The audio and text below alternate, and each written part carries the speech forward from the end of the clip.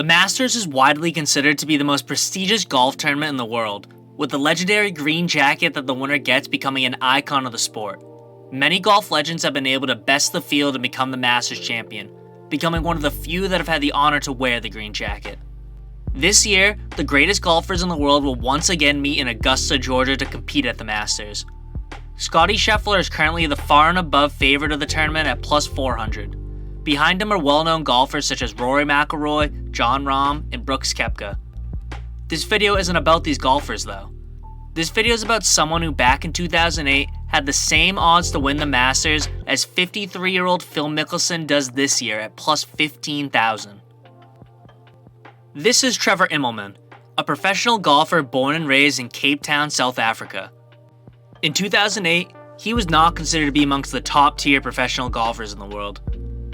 It was his 9th year as a pro, and he had a total of 7 professional tournament wins. That's 5 wins in the Sunshine Tour, which is the South African Professional Golf League, 1 win on the European Tour, and 1 win on the PGA Tour. There's no denying he was a great golfer, but to casual golf fans, he's an otherwise unknown player. Before the start of the 2008 PGA Tour season, doctors discovered a tumor on Immelman's lungs. The doctor described it as, and I don't know if there's a pun intended here, the size of a golf ball. The discovered tumor luckily turned out to be benign, but treatment and recovery afterwards caused Immelman to miss the first 8 weeks of the tour. Even though he missed that much time, he was still one of the 94 that received an invitation to play at the 2008 Masters. Before the beginning of the tournament, betting odds listed Immelman at 150 to 1, also known as plus 15,000. He was in the bottom 10 for worst odds in the entire tournament. Compare that to Tiger Woods, who was the favorite of the tournament, at plus 130. Immelman wasn't even considered a long shot. He was an afterthought. Despite all that, after the first day of the tournament concluded, Immelman stood on top, tied with Justin Rose at 4 under par.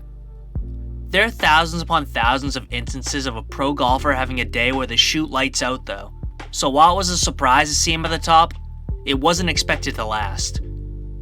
After the second day though, people began to believe. Immelman was the sole leader of the tournament at 8 under after day 2, and he held that sole lead at the end of day 3 where his total for the 3 days was 11 under par. Going into the last day, he held the lead by 2 strokes and was on the cusp of making history. All he had to do was hold on.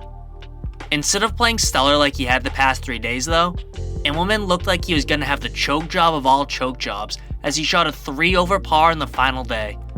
That's including a double bogey and a par 3 on hole 16. Imagine being that close to the finish and you have your worst hole of the entire tournament on the 3rd to last hole. Luckily for him, almost every other player was just as bad that day. It was a rough and windy day on the course where only 4 players shot under par. Immelman won the tournament shooting 8 under, 3 strokes better than second place Tiger Woods' score. Immelman had officially made history, becoming the biggest betting underdog in history to win the Masters tournament, a record that still stands to this day and is likely to stand for a very long time. After his big win, he pretty much fell off the edge of the golf world. It was his last ever tournament win until 2013 when he won a tournament in the PGA Tour's Development League, now known as the Korn Ferry Tour.